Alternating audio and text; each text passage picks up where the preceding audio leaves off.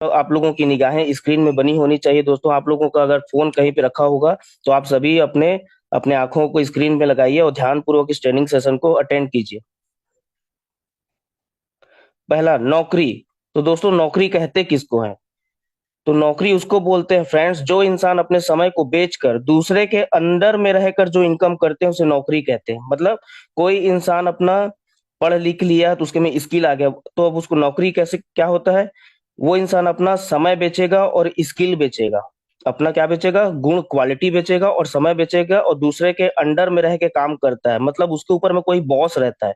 उसको क्या बोलते हैं? नौकरी। या दूसरे शब्दों में कहें तो इसका एक और दूसरा परिभाषा है, जो इंसान अपने मर्जी का नहीं करके दूसरे का कहने को करे उसे नौकरी कहते हैं। जैसे नौकरी में कोई बॉस आपको बोलेगा इस फाइल को वहां लेकर जाइए, इस काम को वो कीजिए, मतलब नौकरी में आपके ऊपर एक बॉस रहेगा, वो आपको ऑर्डर देते रहेगा। मतलब वो इंसान अपने मर्जी का कोई काम नहीं कर सकता है, उसके ऊपर वाले जब तक उसको जो ऑर्डर देंगे उसको वो फॉलो करना पड़ेगा, चाहे उसकी मर्जी हो चाहे ना हो। मतलब कुल मिला के जो इंसान अपने मर्जी का नहीं करके अपने बॉस का जो कहना मानता है उसको मानना ही पड़ेगा, है ना? इसको क्या बोला जाता है? नौकरी कहा जाता है। ठीक फ्रेंड्स, नेक्स्ट स्लाइड है हमारा। नौकरी दोस्तों मैं ये बताना चाहता हूँ, नौकरी जो है इंडिया में आया कैसे? पहले नौकरी इंडिया में नहीं चलता था। जो नौकरी शब्द है, जो जॉब है, वो इंडिया में नहीं चलता था। इसको अंग्रेजों ने लाया है। ईस्ट इंडिया कंपनी के माध्यम से इसको अंग्रेजों ने इंडिया में लाया है, क्योंकि उनको अपना कंपनी का विस्तार करना था, तो इसलिए उन्होंने नौकरी को अंग्रेजों ने लाया है। तो अब मैं आपको कुछ चीजें खास बताना चाहता हूँ फ्रेंड्स। खास चीज ये है, पहले के समय में बात कर रहा हूँ, जो लोग खेती करते थे उसको उच्च दर्जे का काम माना जाता था। जो लोग पहले खेती किसानी का काम करते थे उसको अच्छा काम माना जाता था, उच्च वर्ग का काम माना जाता, उसको मतलब अच्छे श्रेणी का काम माना जाता था शुरुआती दौर में। आप अपने दादा परदादा लोगों के समय में पूछिएगा तो जो खेती बाड़ी करते थे, खेती किसानी, उनको उच्च वर्ग का माना जाता था, और व्यापार करते थे उनको मध्यम वर्ग का माना जाता था।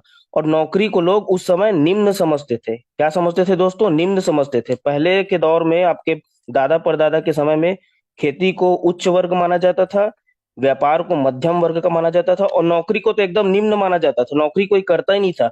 आप अपने दादा परदादा लोगों से पूछ लीजिएगा या अपने पापा लोगों से, उनको फ्री में नौकरी दिया जा रहा होगा। पकड़ पकड़ के लोग पहले ले जाते थे, भैया इस कंपनी में नौकरी कर लो, नौकरी कर लो। लोग छोड़ देते थे कि हमको नहीं करना, हमको खेती किसानी में हम खुश हैं, शुरुआती दौर में। लेकिन अब क्या हो गया दोस्तों? आज प्रतियोगिता का दौर आ चुका है।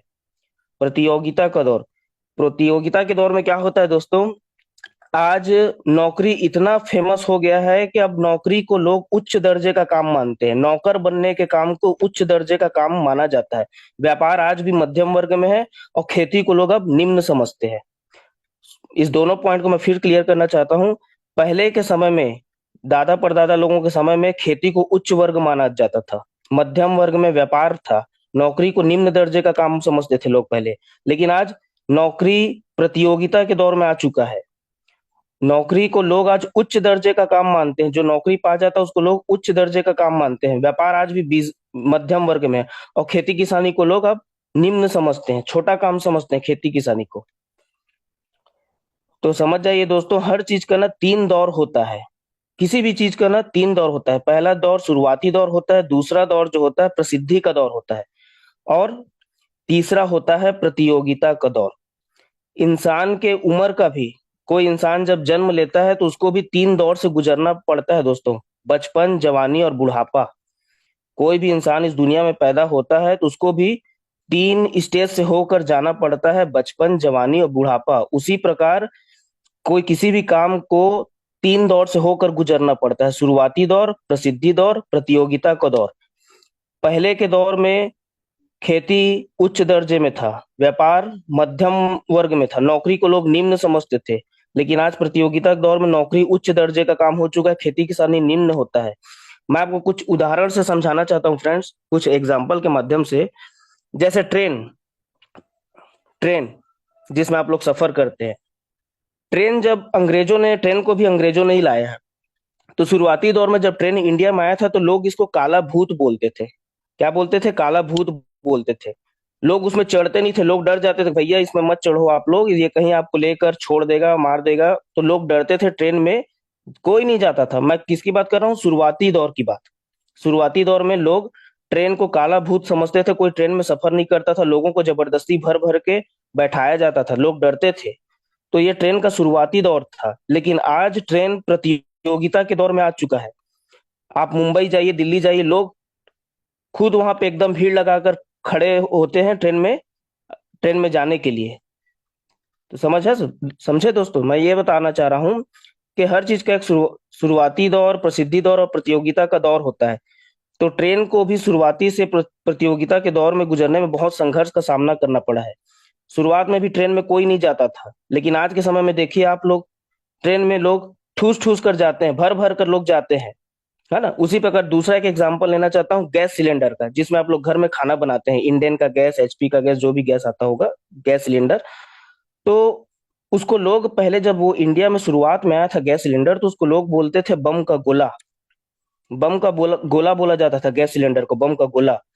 कोई भी इंसान क्या अपने घर में गैस सिलेंडर को रखता नहीं था। लोग क्या बोलते थे, भैया इसको नहीं रखते हैं, नहीं तो हमारा घर ब्लास्ट हो जाएगा, हम सभी मर जाएंगे। शुरुआती दौर में कोई भी गैस सिलेंडर को नहीं रखता था अपने घर में।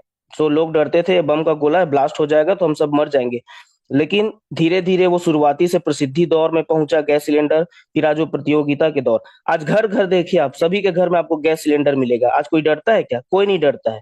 उसी प्रकार कंप्यूटर का ले लीजिए। कंप्यूटर भी जब शुरुआत में आया था तो लोग कंप्यूटर को एक्सेप्ट नहीं कर रहे थे। जो कमजोर दिमाग के लोग थे वो कंप्यूटर को समझ नहीं पा रहे थे, तो वो उन्होंने कंप्यूटर को इग्नोर किया। लेकिन शुरुआती दौर में जिन लोगों ने, जिस बिजनेसमैन लोगों ने कंप्यूटर के सिस्टम को अडॉप्ट किया, स्वीकार किया, जैसे माइक्रोसॉफ्ट हो गया, एप्पल, गूगल, बड़ी बड़ी कंपनियां, जिन्होंने कंप्यूटर को स्वीकार किया, वो आज अरबपति खरबपति बन चुके हैं। तो दोस्तों, इसी प्रकार मैं बता रहा हूं, अभी भी जो हमारा नेटवर्क मार्केटिंग है वो शुरुआती दौर में है दोस्तों। शुरुआती दौर में हमारा जो नेटवर्क मार्केटिंग, जो हम यू टेक बिजनेस कर रहे हैं, वो कौन से दौर में चल रहा है फ्रेंड्स? शुरुआती दौर में चल रहा है। तो किसी भी काम को अगर आपको पकड़ना है तो उसके शुरुआती दौर में पकड़िए। पहले के समय में बताइए, नौकरी कितनी आसानी से मिल जाती थी। कोई 8वीं 9वीं पढ़े तो आसानी से मिल जाती थी। लेकिन आज नौकरी प्रतियोगिता के दौर में पहुंच चुका है। किसी को भी नौकरी नहीं मिल पा रही है, किसी को भी नौकरी नहीं मिल पा रही, क्योंकि नौकरी कहाँ पहुंच चुका है? प्रतियोगिता के दौर में। तो उसी प्रकार दोस्तों, यू टेक बिजनेस भी, जो नेटवर्क मार्केटिंग जो बिजनेस है हमारा, वो शुरुआती दौर में है। किसी भी बिजनेस में आपको अगर फास्ट जल्दी सक्सेस होना है तो शुरुआती दौर में उसको, चीज को स्वीकार करना चाहिए। जिन्होंने कंप्यूटर को शुरुआती दौर में पकड़ा, कंप्यूटर के जो प्लेटफॉर्म को शुरुआती दौर में पकड़ा, वो माइक्रोसॉफ्ट कंपनी आज देखो अरबपति खरबपति हो चुके हैं। और जिन्होंने इस कंप्यूटर को ठोकर मारा शुरुआती दौर में, वो आज कहीं के नहीं रह गए, बर्बाद हो गए। तो इस प्रकार दोस्तों, हर चीज को 3 दौर से गुजरना पड़ता है: शुरुआती का दौर, प्रसिद्धि का दौर, प्रतियोगिता का दौर। उसी प्रकार इंसान को भी 3 दौर से गुजरना पड़ता है: बचपन, जवानी, बुढ़ापा। तो हमारा जो इंडस्ट्री है दोस्तों, वो भी इंडिया में, भारत में शुरुआती दौर में है। तो इसको आप अच्छे से स्वीकार कीजिए।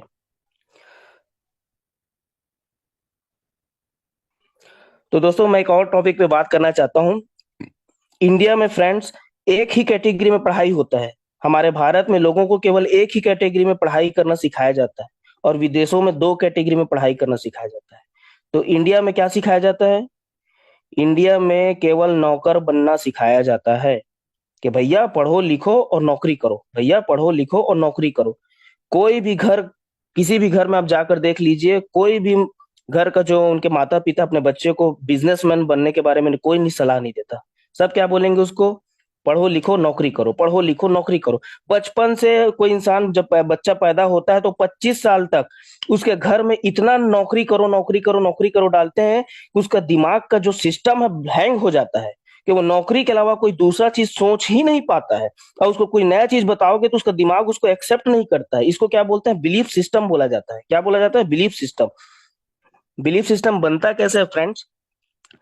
जो इंसान जिस माहौल में पैदा होता है, तो वो स्कूल में पढ़ने जाएगा तो उनके दोस्त यार मिलेंगे, अड़ोसी पड़ोसी में दोस्त यार मिलेंगे। मतलब जिस माहौल में वो रहेगा, जो बातें वो सुनता है, लगातार सुनता है, बार बार सुनता है, तो वही चीज उसके माइंड में क्या हो जाता है? फिक्स हो जाता है। वो उसी चीजों को सही मानने लगता है। उसी चीज को सही मानने लगता है।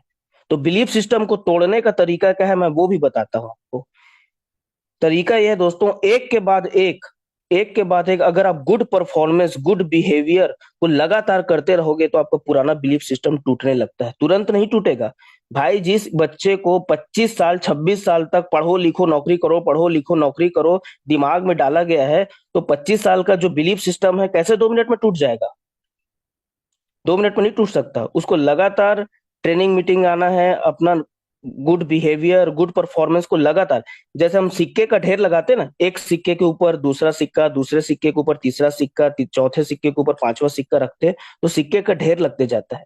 वैसे ही अच्छी आदतों को अच्छी आदतों को, गुड परफॉर्मेंस को लगातार एक के बाद एक करते जाओगे तो आपका बिलीफ सिस्टम क्या हो जाता है, टूटने लगता है। तुरंत नहीं टूटता है, टूटता जरूर है लेकिन तुरंत नहीं टूटता। उसको आपको एक के ऊपर एक अच्छी परफॉर्मेंस को लेते रहना है। जैसे आपको इस ट्रेनिंग मीटिंग में आप एक दिन आए, अब उसके बाद आप 25 दिन गोल हो गए, तो आपका बिलीफ सिस्टम नहीं टूटेगा। आप ट्रेनिंग में आए और 25 दिन के लिए गायब हो गए तो आपका बिलीफ सिस्टम नहीं टूटने वाला। आपको लगातार ट्रेनिंग मीटिंग में आते रहना पड़ेगा, लगातार हर दिन आना पड़ेगा।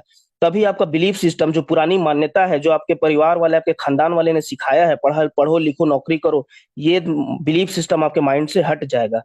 तो इंडिया में केवल एक ही कैटेगरी में सिखाया जाता है, नौकरी करो। और क्यों सिखाया जाता है मैं वो भी बताता हूँ। क्योंकि भारत को अंग्रेजों ने गुलाम बना के रखा था। भारत को, इंडिया को अंग्रेजों ने क्या बना के रखा था, गुलाम। तो अंग्रेज कभी नहीं चाहते थे कि भारत के लोग मालिक बने। उनके डीएनए में, उनके माइंड में, उनके रग रग में नौकरी ही घुसना चाहिए। उनका माइंड सेट को उन्होंने इतना वीक कर दिया, ऐसा एजुकेशन सिस्टम बना दिया कि इंडिया के लोग कभी ये सोच ही ना पाए कि भाई आप मालिक बन सकते हो। इसमें हमारी गलती नहीं है, ये एक साजिश थी जो अंग्रेजों के द्वारा की गई थी। वो भारत के लोगों को मालिक बनते हुए नहीं देखना चाहते थे, वो भारत के लोगों को गुलाम बनाना चाहते थे, नौकर बनाना चाहते थे। इसीलिए उन्होंने एक ऐसा शिक्षा पद्धति, ऐसा एजुकेशन प्रणाली लगाया कि हर घर में लोग अपने बच्चों को कहने लग गए कि बेटा पढ़ो लिखो नौकरी करो, पढ़ो लिखो नौकरी करो।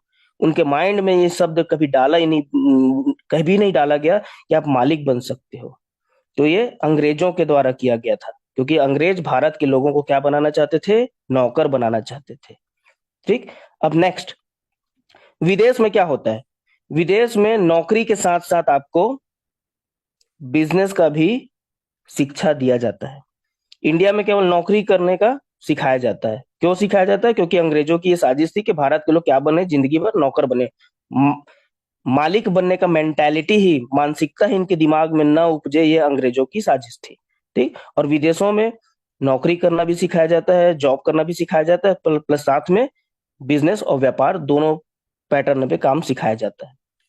नेक्स्ट स्लाइड पे चलते हैं दोस्तों।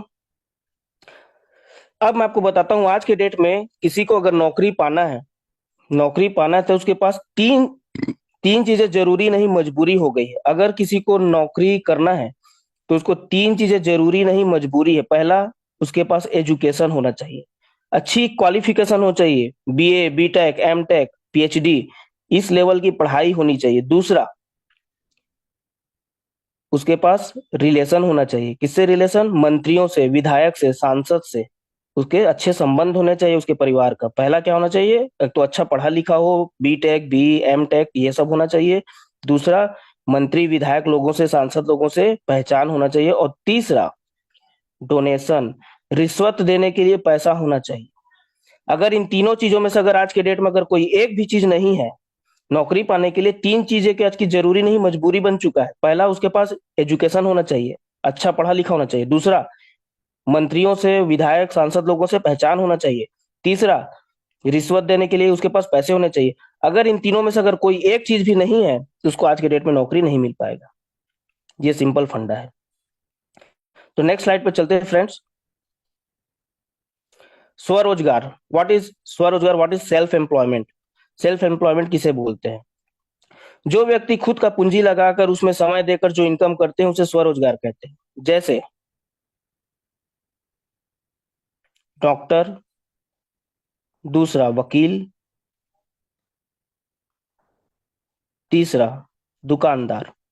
स्वरोजगार मतलब कोई आदमी अपना पैसा खर्च किया, पूंजी लगाया और उसमें देकर, उसमें समय देकर जो इनकम करते हैं उसको स्वरोजगार कहते हैं। जैसे डॉक्टर ने अपना पैसा लगाया और एक क्लिनिक खोला, प्राइवेट क्लिनिक खोला, और उसमें अपना वो बैठ के कमाई कर रहा है, तो ये क्या हो गया? स्वरोजगार। दूसरा वकील, वकील भी अपने ऑफिस में बैठता है, तो ये भी क्या हो गया? स्वरोजगार। कोई आदमी किराना का दुकान, जनरल स्टोर खोल के बैठा है, तो ये क्या हो गया? स्वरोजगार। कोई इंसान स्कूल खोल के बैठा है, विद्यालय खोल के बैठा है, तो वो क्या हो गया? स्वरोजगार। मतलब सेल्फ एम्प्लॉयमेंट, वो अपने आप को स्वयं रोजगार दिया उसने। उसके पास पैसे थे तो उसने अपना क्लिनिक खोल लिया, उसने अपना दुकान डाल दिया, उसने अपना स्कूल खोल दिया, तो ये सब क्या होता है? स्वरोजगार होता है। तो ये दूसरे कैटेगरी का पैसे कमाने का तरीका हो गया। पहला था नौकरी, दूसरा हो गया स्वरोजगार। नेक्स्ट स्लाइड पर चलते हैं फ्रेंड्स। हाँ, तो स्वरोजगार में एक और पॉइंट बताना था, ये लोग अपने काम में दोस्तों जब तक समय देंगे तब तक पैसा कमाएंगे। मतलब डॉक्टर जब तक अपने क्लिनिक में जाएगा, पेशेंट मरीज लोगों का इलाज करेगा, तब तक पैसा कमाएगा। वकील जब तक अपने ऑफिस में जाके केस लड़ेगा तब तक पैसा कमाएगा। दुकानदार जब तक अपने दुकान में जाकर बैठेगा तभी वो पैसा कमा पाएगा, है ना? तो ये लोग कुल मिला के जब तक अपने काम में जब तक समय देते रहेंगे, टाइम देते रहेंगे, तब तक वो क्या कमाएंगे? पैसा कमाएंगे। तो नेक्स्ट स्लाइड है फ्रेंड्स, पैसे से पैसा। ये बड़ा इंटरेस्टिंग चीज है कि लोग पैसे से भी पैसा कमाते हैं। पैसे से पैसा कैसे कमाया जाता है?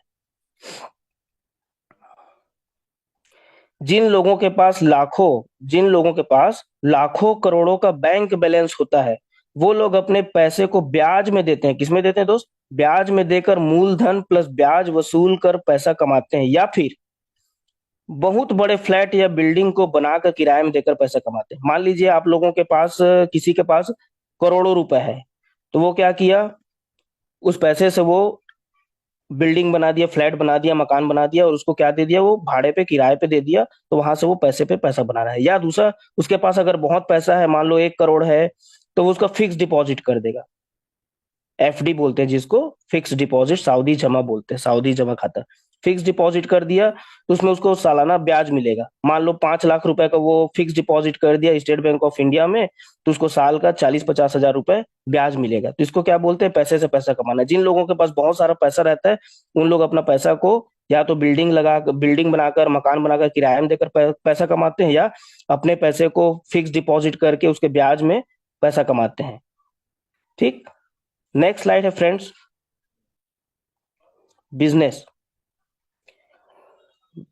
बिजनेस किसे बोलते हैं? किसी भी वस्तु विनिमय की आदान प्रदान की प्रक्रिया को बिजनेस कहते हैं। मतलब जब किसी वस्तु का आदान प्रदान होता है, मतलब अगर मान लो आप कोई टूथपेस्ट ले रहे हो, तो उसमें क्या होता है? आप टूथपेस्ट लोगे तो सामने दुकान वाले को क्या दोगे? पैसा दोगे। दोनों का आदान प्रदान होता है। ग्राहक दुकानदार को क्या देता है? पैसे देता है, और दुकानदार उस पैसे के बदले में उसको क्या देता है? प्रोडक्ट देता है। तो किसी भी वस्तु के विनिमय की आदान प्रदान की प्रक्रिया को क्या कहा जाता है दोस्तों? बिजनेस कहा जाता है। अब बिजनेस कैसे बिजनेस कितने प्रकार से होता है दोस्तों, मैं उसके बारे में बात करना चाहता हूं।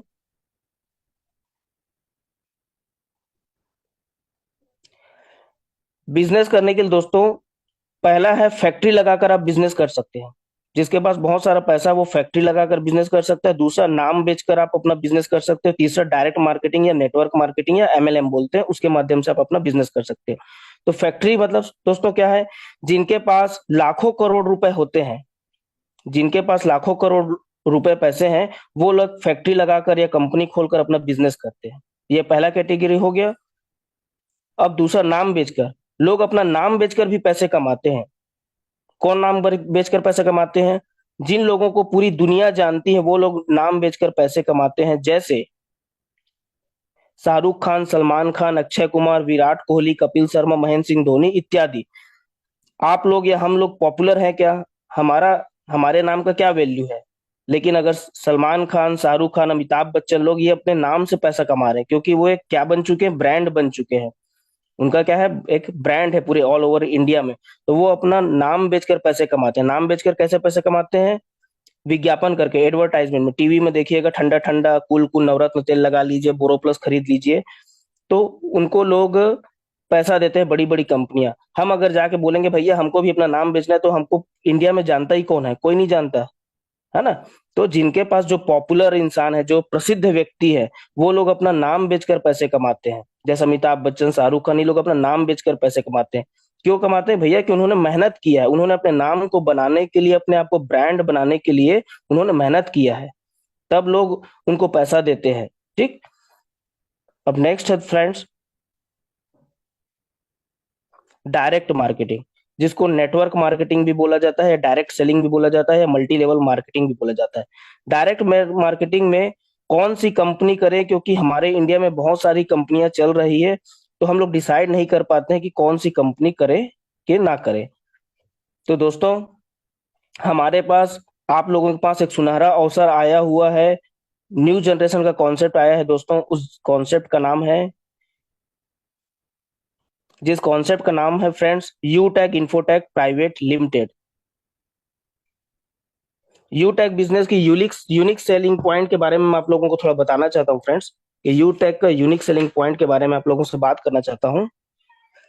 इस बिजनेस को करने के लिए ना तो डिग्री चाहिए दोस्तों, कोई डिग्री डिप्लोमा करने की जरूरत नहीं है। दूसरा है, ना तो डिप्लोमा भी नहीं चाहिए। तीसरा है, इस बिजनेस को करने के लिए ना तो लाखों रुपए इन्वेस्टमेंट करने की भी जरूरत नहीं, मात्र 590 रुपए जिंदगी में एक बार लगाकर आप इस बिजनेस की शुरुआत कर सकते हैं। चौथा पॉइंट है फ्रेंड्स, इस बिजनेस को करने के लिए घर घर जाने की जरूरत भी नहीं है आपको। पांचवा पॉइंट है फ्रेंड्स, ना तो सामान खरीदना है और ना ही घर घर बेचने जाना है आपको। और फ्रेंड्स, इस बिजनेस को करने के लिए अपना पुराना वर्क छोड़ने की भी जरूरत नहीं है। आप इस बिजनेस को अपने पार्ट टाइम में कर सकते हो, 1 घंटा 2 घंटा करके अपने साथ में, अपने जो भी जॉब कर रहे हो, नौकरी कर रहे हो उसके साथ में, या बिजनेस कर रहे हो, कोई दुकान भी चला रहे हो, तो साथ में पार्ट टाइम में इस बिजनेस को बिल्ड कर सकते हो। अगर फ्रेंड्स आप गवर्नमेंट जॉब में हो या प्राइवेट जॉब में हो, बिजनेसमैन हो, स्टूडेंट हो या गृहिणी हो, कोई भी व्यक्ति इस बिजनेस को बहुत आसानी से कर सकता है। आपके पास में सिर्फ एक मोबाइल होना चाहिए, एक स्मार्टफोन होना चाहिए, और साथ में इंटरनेट कनेक्शन होना चाहिए। इस बिजनेस में फ्रेंड्स कस्टमर की हैबिट को बदलने की जरूरत नहीं है। क्यों नहीं है कस्टमर की आदत को बदलने की? क्योंकि मोबाइल रिचार्ज, टीवी रिचार्ज, बिजली बिल, पेट्रोल डीजल, ये सब तो हर कोई भरवाता है, तो इसमें कोई नई बात तो है नहीं। तो इस बिजनेस में आपको कस्टमर की आदत को बदलने की जरूरत बिल्कुल भी नहीं पड़ती है दोस्तों। यहाँ लेफ्ट राइट वाला कोई झंझट नहीं है दोस्तों, कोई जोड़ा जोड़ी बनाने वाला झंझट नहीं है। इंस्टेंट पे आउट आता है आपका, काम का पैसा आपको तुरंत मिलता है, पलक झपकते हैं इंस्टेंट इनकम मिलता है फ्रेंड्स। और इंडिया की पहली इकलौती कंपनी है फ्रेंड्स, जो आपको 15 आईडी एक्टिव करने पर फैमिली सपोर्ट या फैमिली सिक्योरिटी दे रही फ्रेंड्स। 15 आईडी लगाकर जैसे आप ब्रॉन्ज डायरेक्टर बनते हैं, तो आपका फैमिली सिक्योरिटी आपके लिए, उसके लिए आप एलिजिबल हो जाते हैं। इंडिया की पहली इकलौती कंपनी है फ्रेंड्स यूटैग, जो आपको सिल्वर लेवल पर कंपनी टर्नओवर की 1% रॉयल्टी दे रही है। जैसे ही आप सिल्वर रैंक अचीव करते हैं फ्रेंड्स, तो आपको सिल्वर रैंक से ही आपको कंपनी के पूरे टर्नओवर का 1% रॉयल्टी आपको मिलना चालू हो जाता है फ्रेंड्स। तो बस दोस्तों, इतना ही मेरा आज का ट्रेनिंग प्रोग्राम इतना ही था। तो थैंक यू सो मच।